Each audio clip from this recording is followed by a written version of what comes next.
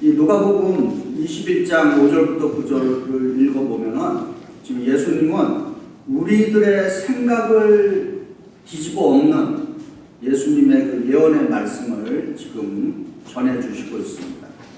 예수님의 이 예언의 말씀, 지금 이 누가복음 본문 안에 네 가지로 크게 나누어지고 있습니다.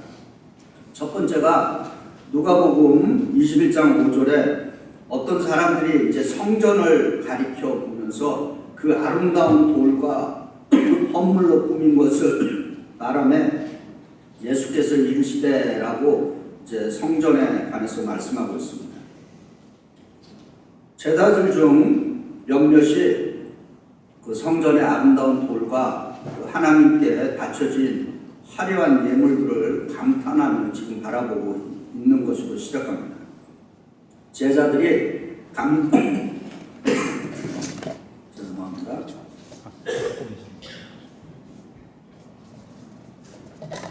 지금 제자들이 감동을 받고 있는 것이 아주 당연하죠. 이스라엘 역사를 통해서 세 번의 성전 건축이 있었습니다. 첫 번째 성전은 어떤 성전이죠? 솔로몬의 성전이죠. 기원전 이 솔로몬의 성전, 이 화려하고 찬란한 솔로몬의 성전이 기원전 586년에 바벨론의 느부갓네살 군대에 의해서 유다가 멸망을 하면서 그 성전이 파괴가 되었습니다. 그리고 보물도 약탈을 당했습니다. 두 번째 성전 기억나시나요? 성경에서 수룹바벨 성전으로 불리고 있죠. 근데 이 수룹바벨 성전은 바로 솔로몬의 그 성전 자리에 이제 재건축이 되었습니다. 이것은 바로 이제 페르시아 통치 기간에 세워졌습니다. 세 번째는 헤롯이 지은 기원전 19년부터 지은 성전인데, 이것은 수룹바벨 성전을 재확장한 것입니다. 증개축한 것입니다. 그리고 이 성전이 서기 70년에 로마의 디도 장군에 의해서 이제 완전히 파괴가 되었습니다. 지금 오늘 본문에서 예수님과 제자들이 바라보는 것은 지금 헤롯 성전을 지금 말하는 것입니다. 이 전하는 이야기에 의하면은 이 헤롯 성전의 그 기초석이라고 그러죠. 파운데이션 스톤 기초석 중에 일부는 거의 600톤에 달하는 기초석으로 깔려져 있다고 합니다. 어마어마한 무게인데 튼튼하게 되어 있죠. 그리고 그 헤롯 성전이 금으로 덮인 외관은 금으로 덮였는데 햇빛이 샥 비치면 아주 찬란하게 반짝이고 있었다고 그럽니다. 그런데 지금 예수님은 이와 같은 그 찬란하고 웅장한 성전에 대해서 누가복음 21장 6절에 너희 보는 이것들이 날이 이르면 돌 하나도 도리에 남지 않고 다 무너지리라 라고 아주 충격적인 말씀을 지금 전하고 있는 것입니다. 이스라엘 역사에서 가장 충격적인 사건이 무엇이라고 생각합니까? 이스라엘 역사에서 가장 충격적인 사건은 솔로몬 성전이 파괴된 것입니다. 왜냐하면 이스라엘인들에게는, 구약의 이스라엘인들에게는 솔로몬 성전은 영원할 것이라고 하는 굳센 믿음이 있었습니다. 그러나 그 성전은 기원전 586년에 바벨론의 느부갓네살 군대에 의해서 파괴되었고 이스라엘 역사에서 가장 충격적인 사건이 되었습니다. 그리고 헤롯 성전, 어마어마한 무게의 기초석 위에 세워졌고 외관은 금으로 덮여 있었는데, 많은 사람들에게 이런 견고한 건축물이 무너질 수 있다는 것은 상상할 수 없는 일이었다라고 하는 것입니다. 제자들의 눈에는 영원할 것처럼 보이는 이 성전에 대해서 예수님은 돌 하나도 돌 위에 남지 않고 다 무너지리라 이렇게 말씀하시고 있습니다. 고대 유대 역사가 중에 요세푸스라고 하는 분이 있습니다. 그래서 이 요세푸스가 고대 그 유대 역사를 굉장히 두껍게 기록을 했는데, 이 요세푸스가 서기 70년에 예루살렘 성전의 그 파괴에 대해서 그때 상황을 잘 기록하고 있습니다. 이렇게 기록하고 있어요. 성전 안에 식량이 떨어져서 사람이 사람을 잡아먹는 일이 생겼고, 원밀리언, 그러니까 110만 명이 성전 안에서 그냥 죽었습니다. 굶어 죽는 것입니다. 그리고 9만 7천 명이 포로로 잡혀갔습니다. 그리고 로마는 이탈리아 로마의 콜로세움이라고 하는 아주 큰 경기장을 세울 때 헤롯 성전에서 많은 건축 자재를 가져다가 콜로세움을 세우는데 사용을 했다라고 합니다. 그래서 예수님의 이 말씀은 오늘 우리에게 마치 영원히 지속될 것이라고 생각하는 것에 대해서 지금 경고의 메시지를 전하고 있는 것입니다. 지금 우리 각자에게 무너지지 않을 것 같이 헤롯 성전처럼 견고하게 서 있는 것이 무엇일까라고 하는 것을 우리가 생각해 보게 되는 것입니다. 헤롯 성전처럼 결코 무너질 것 같지 않는 그러한 것들이 우리에게 있다라고 하는 것입니다. 무엇일까요? 지금 나에게 있는 물질, 사랑하는 부부 간의 견고한 사랑, 안정적인 직업, 건강, 자녀들의 축복, 안전한 노후, 심지어는 우리가 살고 있는 이 미국, 이런 것들 우리가 견고하다고 생각하는 그것들이 우리가 지금 내가 견고하다고 영원할 것처럼 생각되는 그것들이 갑자기 눈앞에 흔들리고 무너진다면 어떻게 생각하고 계십니까? 어떻다고 생각하십니까? 실제로 이 헤롯의 이 견고한 성전은 예수님 십자가 처형 후에 40년 뒤 로마의 침공으로 서기 70년에 완전히 파괴되었습니다. 우리 눈에는 영원할 것 같은 것들이 예수님의 눈에는 일시적인 것들에 불과했다라고 하는 것입니다. 하나님의 말씀은 지금 나의 눈에 보이는 영원할 것 같이 보이는 것에 대한 일시성, 그리고 영원성에 대해서 하나님의 말씀이 우리에게 증거하고 있습니다. 베드로전서 1장 23절과 25절, 이 말씀은 사실 이사야를 재인용한 거죠. 베드로전서 1장 23절과 24절, 25절에 이렇게 증거합니다. 너희가 거듭난 것은 썩어질 씨로 된 것이 아니요 썩지 아니할 씨로 된 것이니 살아있고 항상 있는 하나님의 말씀으로 되었느니라. 그러므로 모든 육체는 풀 같고 그 모든 영광은 풀의 꽃과 같으니 풀은 마르고 꽃은 떨어지되 오직 주의 말씀은 세세토록 영원토록 있느니라. 아멘. 그러니까 하나님의 말씀은 일시적인 것이 아니라 영원한 영원성을 갖고 있다라고 하는 것입니다. 그래서 우리 믿음의 사람들은 일시적인 것에 목매지 말고 영원한 하나님의 말씀을 붙들고 살아가야 할 줄 믿습니다. 두 번째, 누가복음 21장 7절과 8절에 그들이 물어 이르되 선생이여, 그러면 어느 때 이런 일이 있겠사오며 이런 일이 일어나려고 할 때 무슨 징조가 있사오리까? 이르시되 미혹을 받지 않도록 주의하라. 많은 사람이 내 이름으로 와서 이르되 내가 그라 하며 때가 가까이 왔다 하겠으나 그를 따르지 말라. 예수님은 이 시대의 징조와 수많은 거짓 증거에 대해서 지금 경고하고 있는 것입니다. 사실 지금 우리는 정보의 홍수 속에 살아가고 있습니다.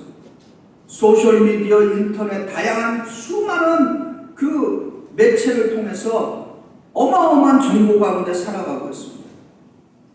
그리고 또 그 수많은 영적 메시지들도 지금 쏟아져 오고 있습니다.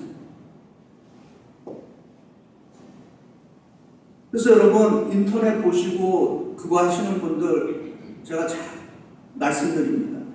뭐를 받으면은 그냥 그렇구나 이게 아니라 맞나 틀리나 좀 확인 좀 해보세요.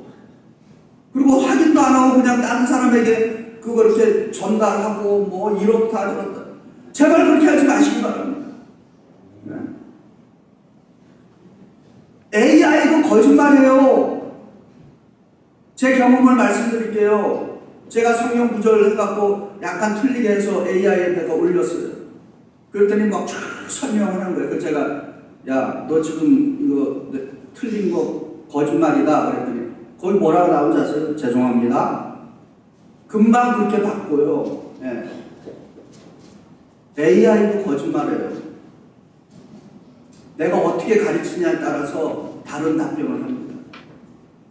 그러니까 제발 예수 믿는 분들이 어디서 뭐 받았다고 그거 그냥 갖다가 막 뿌리고 그러지 마시기 바랍니다. 좀 객관적인 확인을 좀 하시고 전달해 주시면 감사하겠습니다. 그래서 더 중요한 거는 그건 뭘 어떻게 알아야 되느냐. 좀 우리가 예수 믿는 사람들이니까 좀 하나님 말씀을 좀 깊이 알았으면 좋겠습니다. 그냥 피상적으로 아는 것이 아니라 좀 깊이 공동체가 함께 알아가는 하나님 말씀이 굉장히 중요합니다. 개인적으로 주관적으로 아는 말씀보다도 공동체가 함께 알아가는 말씀. 그래서 성경의 인도하심에 좀 민감해서 영적인 분별력을 우리가 키워야 할 줄 믿습니다. 누가복음 21장 9절과 10절에 또 이렇게 증거. 난리와 소요의 소문을 들을 때 두려워하지 말라. 이 일이 먼저 일어나야 하되 그것은 곧 되지 아니하리라. 또 이르시되 민족이 민족을 나라가 나라를 대적하여 일어나겠고 이렇게 증거합니다. 사실 우리는 세계 곳곳에서 일어나는 전쟁, 테러, 국가 간의 갈등, 뭐 사회적 분열 이런 것들을 목격하고 있습니다. 이런 것들은 뭐 개인적인 차원에서도 마찬가지예요. 가정, 직장, 교회, 커뮤니티 내 안에서도 갈등으로 나타납니다. 그러니까 이러한 복잡한 시대, 이런 위험한 시대에 그리스도인은 어떻게 살아야 할까라고 하는 질문을 하게 됩니다. 근데 고민할 필요가 없습니다. 성경은 그 해답을 주고 있습니다. 예수께서는 산상수훈에서 이렇게 증거합니다. 화평케 하는 자는 복이 있나니 그들이 하나님의 자녀들이라 불릴 것이라 라고 하는 것입니다. 고린도후서 5장 18절과 20절에 이렇게 증거합니다. 모든 것이 하나님께로 났고 그가 그리스도로 말미암아 우리를 자기와 화목하게 하시고 또 우리에게 화목하게 하는 직분을 맡겨주셨으니 그러므로 우리가 그리스도를 대신하여 대사가 되었느니라. 그러니까 예수 믿는 분들은 이러한 복잡한 시대에 키워드가 피스메이커로 살아가는 것입니다. 그 다음에 21장 11절에 곳곳에 큰 지진과 기근과 전염병이 있겠고 또 무서운 일과 하늘로부터 큰 징조들이 있으리라 이렇게 증거합니다. 우리는 이것을 지난 몇 년간 경험했죠. 코로나, 팬데믹, 기후변화로 인한 각종 자연재해 이것을 우리가 미디어를 통해서 보고 있는 것입니다. 이러한 현상들을 볼 때 창조의 세계가 지금 탄식하고 있습니다. 이런 탄식하는 창조의 세계 앞에서 하나님은 우리를 스튜어드, 청진들로 세워주셨다라고 하는 것을 기억해야 하는 것입니다. 그리스도인들은 우리가 살아가는 이 세계를 돌보는 청지기적인 책임이 있다라고 하는 것입니다. 이 위기의 시대에 하나님의 주권을 우리가 신뢰하고 이웃을 향한 구체적인 돌봄, 나눔을 실천하는 것이 사실 우리 그리스도인의 청지기의 사명이라고 믿습니다. 세 번째로 이제 누가복음 21장 12절과 15절에 이 모든 일 전에 내 이름으로 말미암아 너희에게 손을 대어 박해하며 회당과 옥에 넘겨주며 임금들과 집권자들 앞에 끌어가려니와 이 일이 도리어 너희에게 증거가 되리라. 그러므로 너희는 변명할 것을 미리 궁리하지 않도록 하라. 내가 너희의 모든 대적에 능히 대항하거나 반박할 수 없는 구병과 지혜를 너희에게 주리라. 이렇게 약속합니다. 이 구절은 박해와 신앙 간증에 대한 말씀입니다. 이제 예수님은 개인적이며 신앙 공동체를 향해서 말씀을 주고 있습니다. 우리말 속담에 이런 것이 있습니다. 내 손톱 밑에 박힌 이 가시가 더 아프다라고 하는 그런 속담 들어보셨죠? 이 얘기는 무슨 얘기입니까? 다른 사람의 큰 고통은 별로 의미가 없다는 것입니다. 지금 당장 내가 내 밑에 있는 이 손톱이 훨씬 더 아프다는 것입니다. 그래서 지금 내가 겪고 있는 어떤 불편함, 이거보다 남의 집이 불타갖고 큰 재앙을 입었다. 그거보다 뭐가 더 심한 고통이다? 여기 손에 박힌 가시가 더 큰 고통이다라고 하는 거죠. 이것은 우리 인간의 아주 이기적인 하나의 그 극단적인 모습을 적용하고 있는 것입니다. 예수님은 지금 자신을 따르는 사람들에게 세상의 고난으로부터의 어떤 고난을 감해주겠다, 고난을 겪지 않게 해주겠다, 이렇게 약속하지 않습니다. 대신 예수님은 그 고난 대신에 더 기쁜 무언가를 약속해주고 있습니다. 누가복음 21장 13절에 이렇게 약속합니다. 이로 말미암아 너희가 증언할 기회가 있으리라. 얼마나 놀라운 예수님 말씀입니다. 마치 실패와 패배처럼 보이는 것이 증언의 기회가 된다. 손실된 것처럼 보이는 것이 간증이 된다라고 하는 것입니다. 구체적으로 사도행전에 보면은 초대교회가 아주 폭발적으로 성장하는 기사가 증거되고 있습니다. 그런데 이 폭발적인 부흥에 갑자기 박해가 임해서 하루아침에 예수 믿는 사람들이 온 천지사방으로 다 흩어진 것입니다. 쉽게 얘기해서 교회가 생겼다가 확 성장하다가 그냥 공중분해되는 그런 현상이 생겼습니다. 그런데 그 놀라운 일은 뭐냐? 흩어진 제자들이 흩어지고 나서 뭘 했느냐라고 하는 것입니다. 그것이 사도행전 8장 1절부터 4절에 잘 기록되어 있습니다. 8장 4절에 이렇게 증거합니다. 그 흩어진 사람들이 두루 다니며 복음의 말씀을 전할세. 아멘. 흩어져서 끝난 것이 아니라 흩어짐이 오히려 더 큰 교회의 부흥은, 개척교회는 부흥하지 않았을지언정 세계가 부흥하는 놀라운 역사가 일어나게 됐다라고 하는 것입니다. 현재 우리들 혹은 우리 각자 안에도 참 고통받는 사람들이 있습니다. 하루하루가 투쟁적으로 힘들게 살아가는 사람들이 있습니다. 또 오늘 예수님의 이 약속의 말씀을 믿는다면 현재 나의 삶의 어려움이 그 누군가에게는 힘을 주고 용기를 줄 수 있는 간증거리가 될 수 있다라고 하는 것입니다. 네 번째로 누가복음 21장 18절부터 19절에 너희 머리털 하나도 상하지 않으리라. 너희의 인내로 너희 영혼을 얻으리라. 이렇게 증거합니다.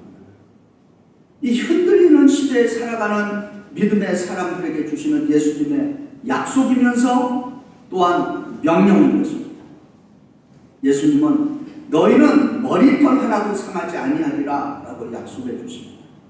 그리고 예수님의 명령은 너희의 인내로 너희 영혼을 얻으리라 라고 하는 것입니다. 여기서 인내라고 쓴 말, 영어로는 endurance라고 그러죠. 근데 이 그리스 원어를 분석해보고 풀이해보면은 인내라고 했을 때 우리는 그냥 막연히 수동적으로 기다리는 것으로 생각하는데 성경이 말하는 인내는 적극적인 인내입니다. 뭐가 적극적인 인내냐? 굳게 서서 버티는 것입니다. 그리고 하나님을, 예수님을 단단히 붙드는 것입니다. 그러니까 모든 것이 내 상황에 맞지 않는 것처럼 보일 때도 계속해서 믿는 것이고, 계속해서 희망하는 것이고, 계속해서 주님을 꽉 붙드는 것입니다. 이런 걸 우리가 적극적인 인내라라고 하는 것입니다. 추수감사절이 다가오면서 이 누가복음 21장 5절부터 19절의 말씀은 우리를 더 깊은 감사로 초대하고 있습니다. 오늘 여기 있다가 내일 사라질 수 있는 일시적인 축복에 대한 감사가 아니라 하나님의 말씀, 흔들리지 않는 이 감사의 것입니다. 우리는 우리의 삶이 고난이 없기 때문이 아니고, 고난이 없어서 감사하는 것이 아니라, 고난임에도 고난 가운데서도 흔들릴 수 없는 믿음을 우리가 갖고 있기 때문에 감사하는 줄 믿습니다. 우리는 그리스도가 언제 다시 오실지 정확히 알기 때문에 감사하는 것이 아니라, 예수께서 반드시 오시리라고 하는 그 약속의 말씀을 믿고 있기 때문에 감사하는 줄 믿습니다. 우리는 이 불확실한 세상에서 물질적인 안정이 보장되기 때문에 감사하는 것이 아니라, 궁극적으로 중요한 것은 너희 머리털 하나도 손상되지 아니하리라고 하는 이 약속이 있기 때문에 감사하는 줄 믿습니다. 너희 인내로 너희 영혼을 얻으라. 이 약속의 말씀을 위해서 우리는 이 흔들리는 세상, 불확실한 세상에서도 진정으로 감사할 수 있는 줄 믿습니다. 오늘 말씀을 정리합니다. 이번 추수감사절에 우리가 감사할 수 있는 것은 무엇입니까? 추수감사절 식탁에 가족과 함께 음식을 먹는 것, 건강 주신 것, 우리에게 있는 직업, 일터, 교회, 이런 것들에 대해서 우리가 반드시 하나님께 감사를 해야 합니다. 당연히 그렇게 해야 합니다. 왜냐하면 이건 모든 것들은 하나님께서 우리에게 허락해 주신 선물이기 때문인 것입니다. 그러나 누가복음 21장은 우리에게 더 큰 감사로 초대합니다. 우리는 성전이 무너질 때도 흔들리지 않는 것에 대해서 감사할 수 있는 것입니다. 네 가지의 감사를 말씀드립니다. 하나하나 말씀드릴 때마다 아멘으로 하답해 주시기 바랍니다.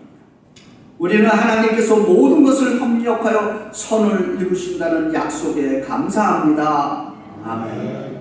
우리는 어떤 상황에서도 간증할 수 있는 기회에 감사합니다. 우리는 성령의 지혜와 말씀에 감사합니다. 무엇보다도 우리는 너희 머리털 하나도 손상되지 아니하리라는 이 약속에 감사합니다. 아멘.